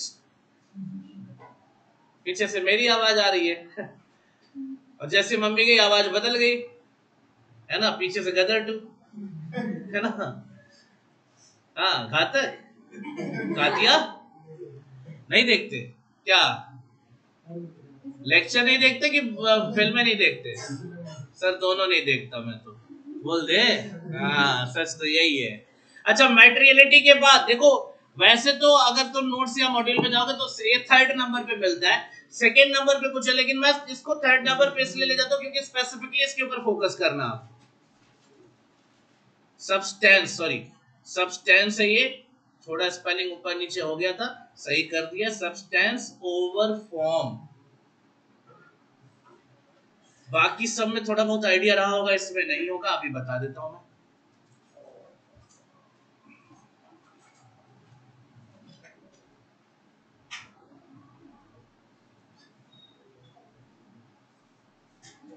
substance over form क्या होता है? वैसे नाम ही काफी है। सब्सटेंस मतलब बना है सब्सटैंशियल से, और सब्सटैंशियल मतलब क्या होता है? जो क्या हो, सब्सटैंशियल मतलब क्या होता है? अरे अबे यार, अभी तो बोला तो सीबीएसई वाले हो तुम लोग।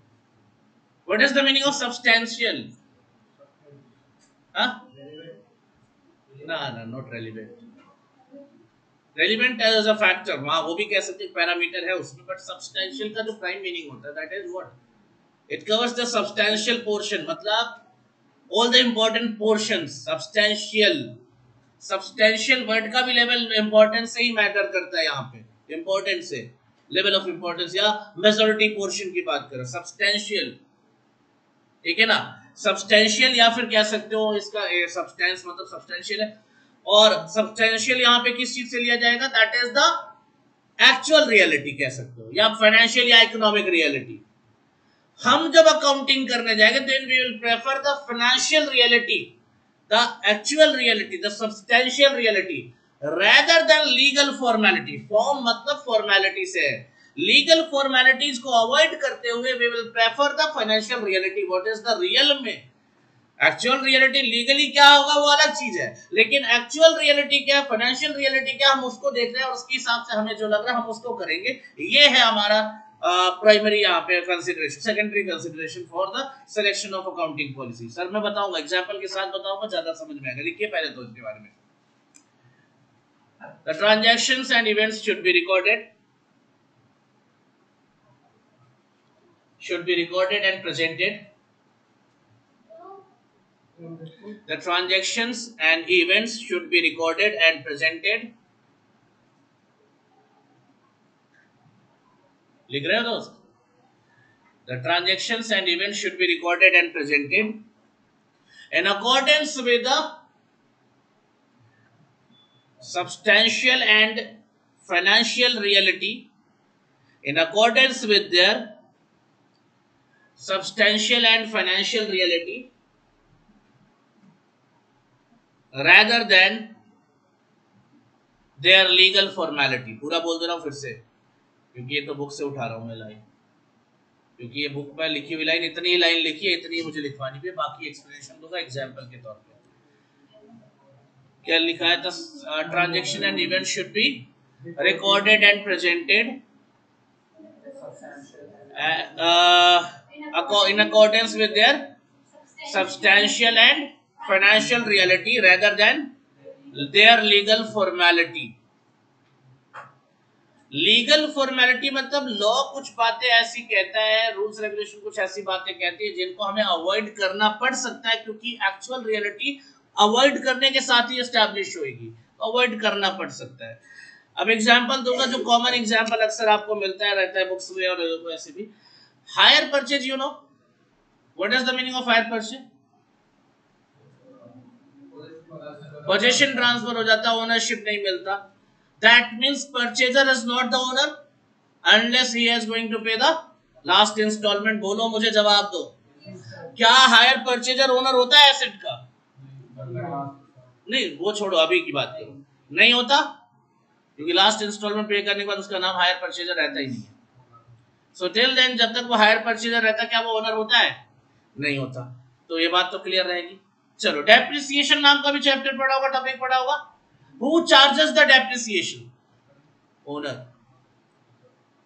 If you remember my notes, तो मैंने तुम्हें बताया था, वैसे इंटर में भी एस10 में लिखवाऊंगा, बट फाउंडेशन में आपको नोट्स में बनाया था कि the asset must be owned by an entity.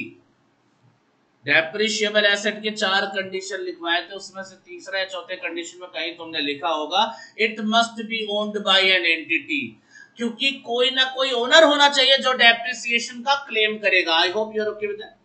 बोलो। तो depreciation can be claimed by owners only. पक्का?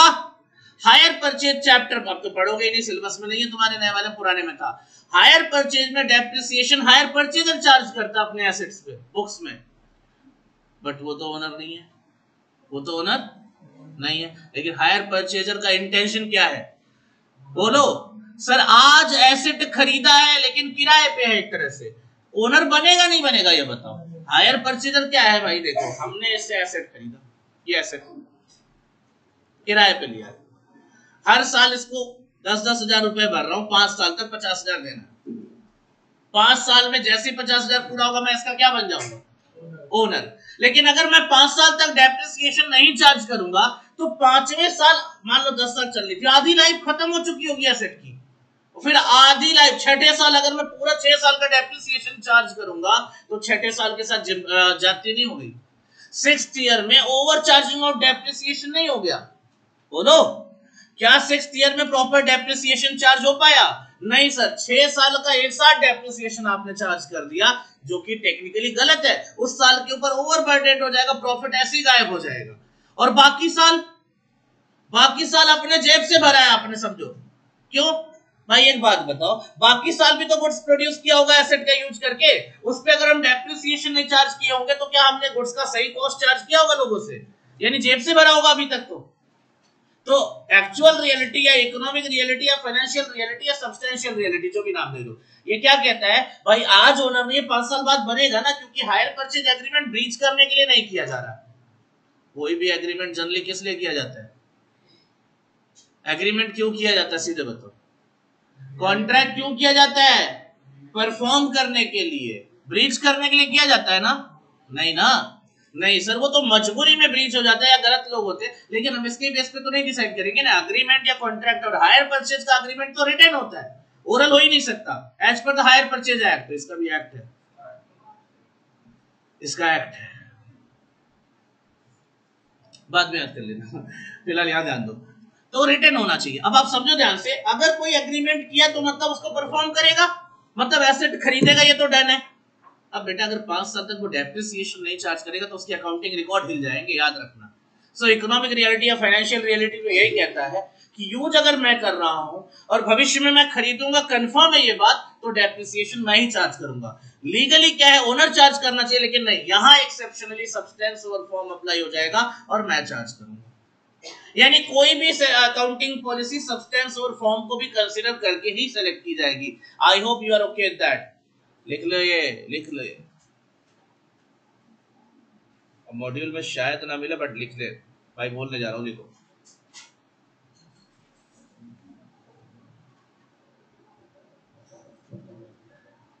फॉर एग्जाम्पल लिख लो सब्सटेंस और फॉर्म में। For example, hire purchaser charges depreciation, hire purchaser charges depreciation on the asset under hire purchase system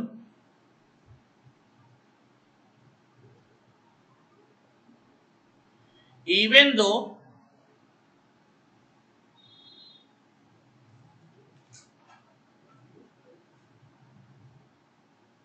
he is not the owner of the asset.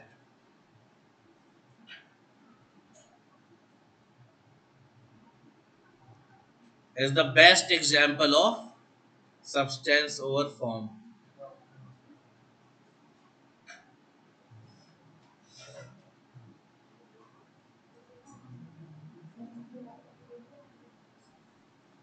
Is the best example of substance over form.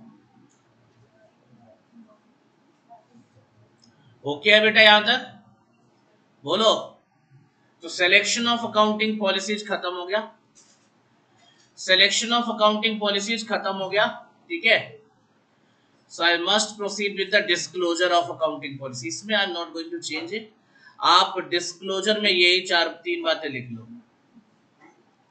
Disclosure में ये बातें लिख लो, क्योंकि आपको disclosure में ये line याद रखने की बात है कि डिस्क्लोजर लिख लो। अभी कहाँ लेकर जाओगे, 3 लाइन है, इतना भी ज्यादा नहीं है, इतने नोट्स बना रहे, और भी बनाएंगे, अभी और भी है, खत्म नहीं हुआ है, अभी इसके एक्सेप्शंस भी आएंगे, बहुत सी चीजें हैं, मैं बता रहा हूँ, क्योंकि आपको जो चीजें नहीं पता है वो भी आपको जानना है, जो नहीं दिया वो भी जानना है, एग्जाम में कहीं से भी कुछ भी आ सकता है। पहला डिस्क्लोजर क्या है, accounting policy should form part of the financial statement. तो आपको अगर एक बात यहीं बैठा लो दिमाग में, if someone is asking the definition about what is the financial statement, then you are going to include what, accounting policies as well, मतलब notes to account basically, you know, notes to account जो चीजें होती है वो क्या होती है, financial statement का पार्ट होती है। तो क्या लिखा है, accounting policy should form part of the financial statement, all policies should be disclosed at one place, कहाँ पे, notes to account में दिखते हैं। and disclosure is not a remedy of wrong or inappropriate accounting। जल्दी करो, खत्म करना है यार, पूरा डिटेल में लिखवा भी रहा हूँ, खत्म भी करना है चीजों को, ऐसा थोड़ी ना आज इसको खत्म करके ही आगे बढ़ना, नेक्स्ट क्लास के लिए कुछ नहीं छोड़ूंगा, और अभी है कम से कम 10-15 मिनट का टॉपिक है, इसमें कंप्लीट हो जाएगा। नहीं प्रैक्टिकल नहीं मिलने वाला, सारे प्रोविजनल क्वेश्चंस हैं यहाँ पे जितने भी, इसीलिए तो प्रॉपर नोट्स और बनवा रहा हूँ। जिन पे प्रैक्टिकल उनमें तो चलो 50% एज रहता है कि चलो इससे प्रैक्टिकल क्वेश्चन आ जाएगा, 50% थ्योरी आने के चांसेस कम हो जाते हैं, लेकिन जिसमें केवल प्रोविजन है उसमें तो पूछेगा ही, प्रोविजन पूछेगा। मॉड्यूल नहीं है ये अब मेरे नोट्स है, समरी नोट्स है जो पुराने बच्चों को हेल्प करते थे, लेकिन कुछ चीजें तो कॉमन रहेंगी ना। ओके है यहाँ तक पक्का, कसम से। लास्ट लाइन क्या कह रहा है, disclosure is not a remedy for wrong or inappropriate accounting। Clear रहेगा। भाई ने किसी का मर्डर कर दिया, गोली मार दी किसी को, बाद में जाता है कोर्ट में कहता है हाँ मैंने मर्डर किया है, अब मैंने बता दिया तो मुझे छोड़ दो। डिस्क्लोजर दे दिया ना, बता तो दिया मैंने किया, मेरे से गलती हो गई, मुझे माफ कर दो, सॉरी बोल रहा हूँ, कान पकड़ के 10 बार उठक बैठक कर ले तो छोड़ दो, आगे से मैं ऐसा नहीं करूंगा। बच्चे बोलते हैं ना जब एक बार कुछ गड़बड़ कर लेते तो तोड़ फोड़ हो जाते, बाद में कहते हैं आगे से मैं ऐसा नहीं करूंगा। हाँ आधे घंटे बाद फिर यही बोलते हैं, क्योंकि हर आधे घंटे में वही काम करते रहते। तो भाई साहब ने मर्डर कर दिया, बोल दिया, डिस्क्लोज तो कर दिया, क्या दिक्कत है, फिर छोड़ दो ना इसको। सर छोड़ देंगे क्या, इसके लिए पढ़ाई जरूरत है, इसके लिए बस कॉमन सेंस चाहिए। इतने नॉनसेंस तो नहीं है कॉमन सेंस बेच खाए हो, मिल जाएगी रिलीफ, कोर्ट आपको बाइज्जत बरी कर देगा। तुमने कहा गलती से ऐसे टेस्ट कर रहा था, दिवाली का सोच के चला दिया, असली निकला गन, मर गया सामने वाला।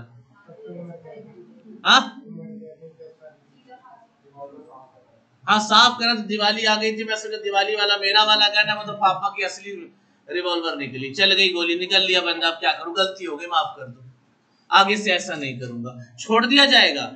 सेम वही बात आ गई सर, अगर आपने गलत अकाउंटिंग करी है या रॉन्ग इनएप्रोप्रिएट अकाउंटिंग करी है और आप उसको लिख देते हो कि मेरे से ये गलती हो गई है, तो क्या मतलब सही मान लिया जाए, चलेगा कोई बात नहीं, अच्छा है तो अच्छी बात है, तूने मान तो नहीं है। लोग बोलते ना गलती एक्सेप्ट तो कर रहा है ना, छोड़ दो, ऐसा नहीं होता अकाउंटिंग में। और जहां पे इस तरीके की बात आएगी पब्लिक डीलिंग की, वहां तो ऐसा बिल्कुल नहीं होता है ना सर। वही बात आई ना, किसी गोली मार दो और अपनी गलती मान लो, यार मैंने गलती से मार दिया यार, अच्छा बंदा था, बस ज्यादा बोल रहा था तो मैं उसको चुप कराने के लिए गोली चला दी, मन तो नहीं था गोली मारने का, तो अच्छा है, मतलब मैं तो अपनी गलती मान रहा हूँ, तो मेरी गलती तो नहीं मानी जाएगी, अब मुझे छोड़ दिया जाएगा। सर बिल्कुल नहीं, अगर आपने रॉन्ग अकाउंटिंग करी है या इनएप्रोप्रिएट अकाउंटिंग करी है तो आपके ऊपर पनिशमेंट पेनल्टी लगेगी, यानी कि आपका जो होना है वो होके रहेगा। It is not a remedy, remedy मतलब ये फाइस का एडवांटेज नहीं ले सकते कि मैंने तो डिस्क्लोज कर दिया तो मैं बच जाऊंगा, नहीं सर, गलत किया है तो उसके लिए गलती भुगतेंगे आप, ठीक है, पक्का है। So disclosure cannot be used as a remedy for wrong accounting treatment. गलत अकाउंटिंग है तो उसके लिए नहीं चलेगा. ये गलत हो गया, गलती हो गई तो क्या करोगे गलती होने के बाद? चैप्टर पढ़ा था ना, रेक्टिफिकेशन ऑफ एरर करके आओगे. अगर गलती हो गई अकाउंटिंग रिकॉर्ड मेंटेन करने में तो क्या करके आओ? रेक्टिफिकेशन ऑफ एरर करके आओ. तुमने पढ़ाया वो इसीलिए पढ़ाया कि अगर गलती हो गई तो सुधार लो. डिस्क्लोजर से काम नहीं चलेगा. ठीक है ना, पक्का? अब हेडिंग दे दो बेटा, exception to the disclosure of accounting policies. Exception to the disclosure of accounting policies.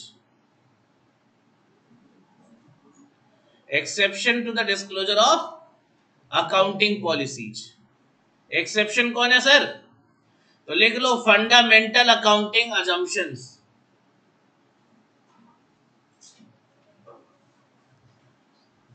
क्या लिखेंगे आप? Fundamental accounting assumptions. एक्सेप्शन में क्या है? Fundamental accounting assumptions. अच्छा, अभी तक आपने क्या पढ़ा कि अगर आपने अकाउंटिंग पॉलिसी अडॉप्ट करी है तो आपको क्या करना है? उसको डिस्क्लोज करना है. यही पढ़ा. अगर आपने अकाउंटिंग पॉलिसीज को फॉलो किया तो आपको क्या करना है? डिस्क्लोज करना है. आपने यही तो पढ़ा अभी तक, बोलो. लेकिन एक्सेप्शन में क्या होगा? एक्सेप्शन मतलब उल्टा होना चाहिए ना कुछ. तो मतलब क्या है? अगर फॉलो किया है तो डिस्क्लोज नहीं करना है, और अगर नहीं फॉलो किया तो डिस्क्लोज करना है. ध्यान से देखो, फंडामेंटल अकाउंट, नाम भी लिखवाऊंगा चिंता मत करो. Fundamental accounting assumptions. इसके नीचे ऐसे बना लो arrow wise. If followed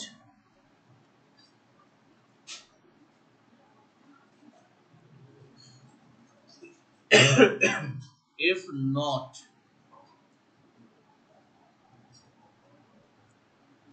no disclosure required. लिखो जो बोल रहा हूं, ये पढ़ के नहीं सुन के लिखो. मेरी स्पेलिंग में जानबूझ के साफ नहीं लिखो, नहीं तो फिर फोटो खींच के भागेंगे सब, लिखेंगे नहीं. If followed disclosure is not mandatory. अरे आपको बाय डिफॉल्ट ये मानकर चलना है कि हमने ये फॉलो किया है. क्या? फंडामेंटल अकाउंटिंग assumptions को. अगर नहीं फॉलो किया, if not, then disclosure is mandatory. ऐसे लिखना, डिस्क्लोजर इज मैंडेटरी. ठीक है, कंपल्सरी है डिस्क्लोजर देना.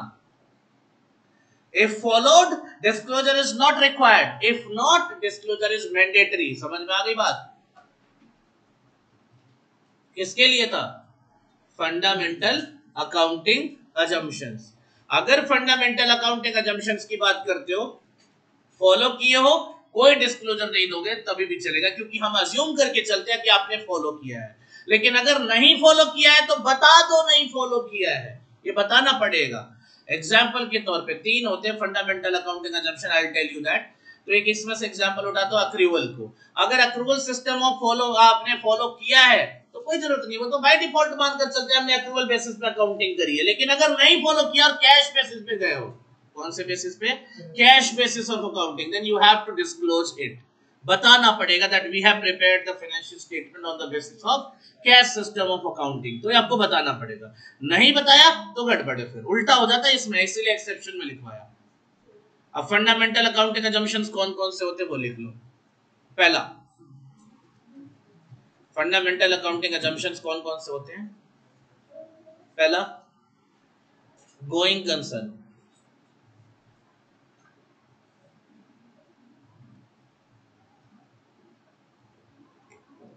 लाइंस लिखवा दो इसके बारे में, 2-2 लाइन लिखवा दो तो ज्यादा नहीं. ठीक है ना? Under it we assume. लिखो. आपको क्या लगता है एग्जाम ऐसे क्लियर हो जाएंगे बिना नोट्स बनाए? सर पीडीएफ दे दो. पीडीएफ से पढ़ के कुछ नहीं कर पाओगे बेटे. गोइंग कंसर्न हेडिंग देनी है, उसके आगे डैश लेके लिखना है. Under it we assume that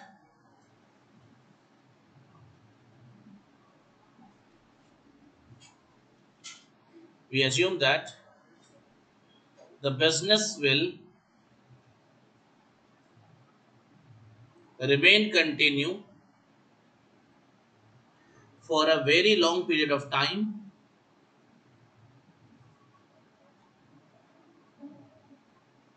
and there is very long period of time, लिख लिया, very long period of time, and there is no intention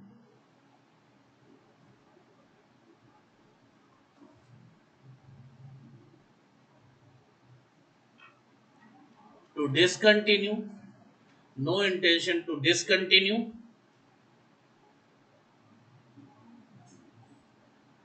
or or materially curtail, materially curtail, CURTAIL, materially curtail the scale of operations.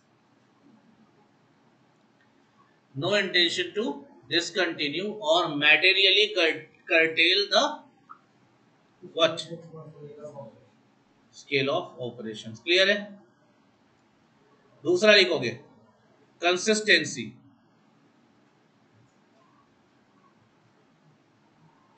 Consistency दूसरा, तीन होते हैं, दूसरा लिखो consistency.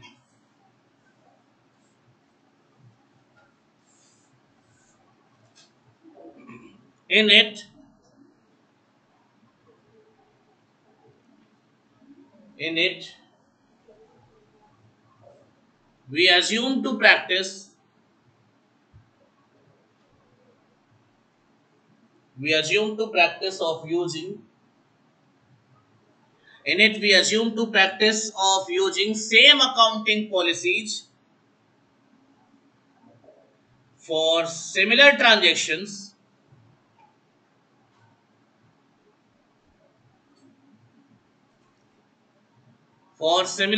transactions year after year, year after year, without changing it.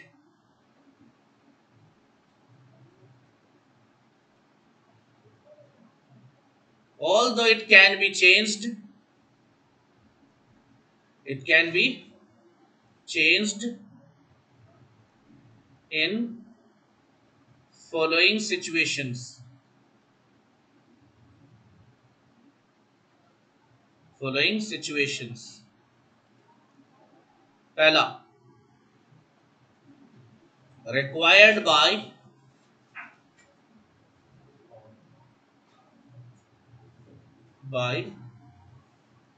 statute मतलब law. दूसरा, required by accounting standard. और तीसरा, for more appropriate presentation, for more appropriate presentation of financial statements.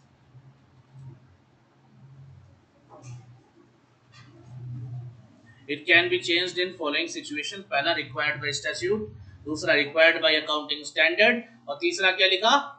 For more appropriate presentation of financial statement. Done रहेगा. तीसरा accrual,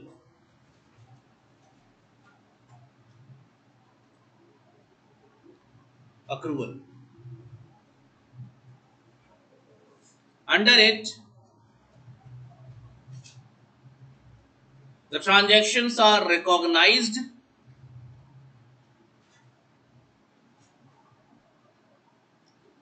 as soon as transactions are recognized as soon as they incur, they occur. लिखो as soon as they occur. फिर से बोल दे रहा हूं, in under it transactions are recognized as soon as they occur,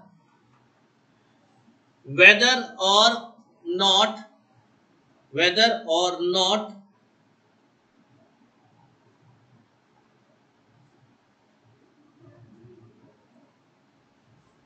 cash or cash equivalent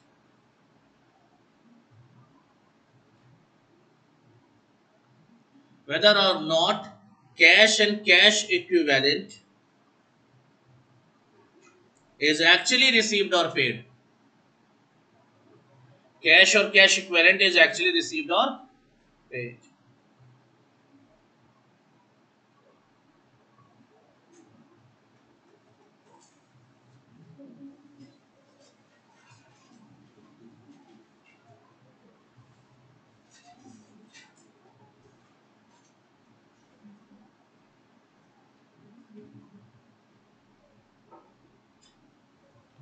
ठीक है, last point है change in accounting policies to be very specific, इसको कवर किया गया अलग से।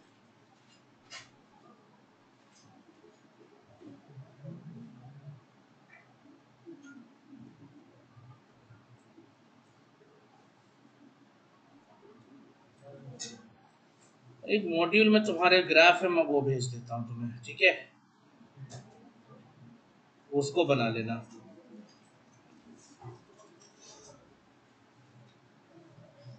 मैं इसको एक्सप्लेन कर दे रहा हूं।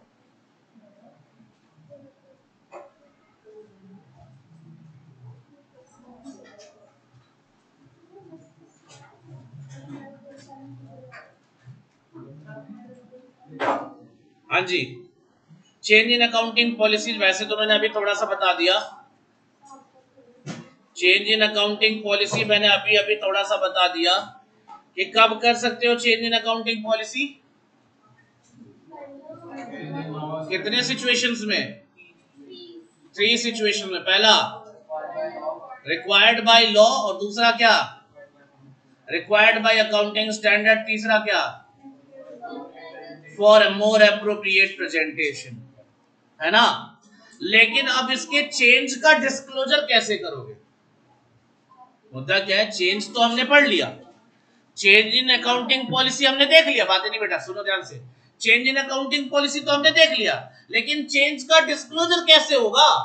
तो कहता है डिस्क्लोजर के लिए ध्यान दो, अगर इसका मटेरियल इफेक्ट करंट ईयर में ही पड़ रहा है तो क्या इंपैक्ट पड़ रहा है, कितना पड़ रहा है, वो शो कर दो। डिस्क्लोजर में क्या दे दो, क्या इंपैक्ट पड़ा और कितना इंपैक्ट पड़ा, डिस्क्लोजर दे दो। लेकिन ऐसा हो सकता है इस साल चेंज हुआ, लेकिन इंपैक्ट कब होगा, फ्यूचर में पड़ेगा। इस साल चेंज हुआ है, इंपैक्ट कब पड़ेगा, फ्यूचर में पड़ेगा। तो इस साल केवल फैक्ट्स बता दो कि क्या चेंज किया है, उसका क्या इंपैक्ट फ्यूचर में पड़ेगा, कितना होगा वो बाद में देख लेंगे। ठीक है, समझ में आ गई बात। अब एक बार जो मैंने पीडीएफ भेजा, जो फोटो भेजी है, एक बार उसको देखो, आप लोग निकाल लो, आप लोग जो आपको मैंने अभी फोटो भेजी वो देख लो।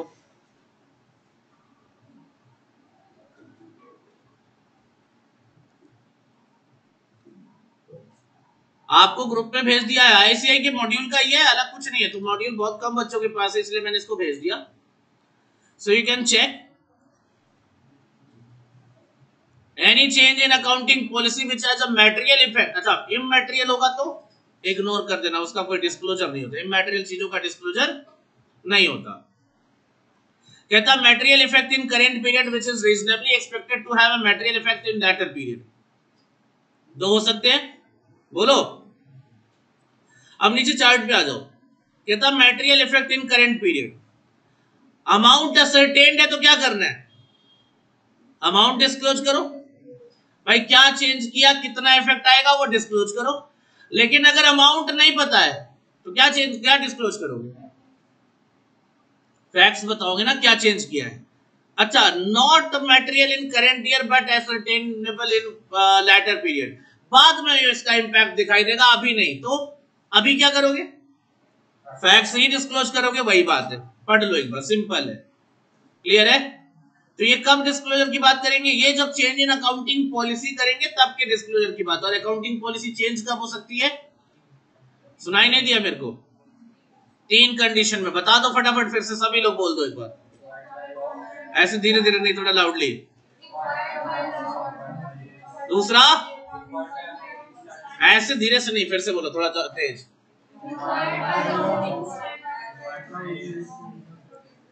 रिक्वायर्ड बाय, और जोर से, रिक्वायर्ड बाय। दूसरा रिक्वायर्ड बाय। तीसरा बताओ, फॉर मोर एप्रोप्रिएट बहुत अच्छे, याद रहेगा ये। तो इतनी चीजें आपको घर से पढ़ के आनी है। रही बात सर क्वेश्चंस की, नेक्स्ट क्लास में हाफ एन आवर तक हम इसके क्वेश्चन डिस्कस करेंगे, क्लास में ही करेंगे। मैंने बोला था प्रिपरेशन पूरी कंप्लीट होगी, चिंता मत करो। तो बुक लेके आना, ये जो बुक आपको प्रोवाइड करी गई है वो भी लेके आना है, ठीक है ना। और ये लेके आना, नेक्स्ट क्लास में कंपल्सरी यूज होगा, ठीक है।